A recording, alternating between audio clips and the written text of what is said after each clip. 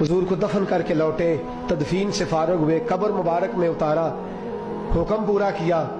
कहते हैं वापस आए तो जनाब अनस से सैयदा फातिमा कहने लगी, अनस तूने भी मेरे रसूल पे मिट्टी डाली है, अनस तेरी जुर्रत हो गई थी।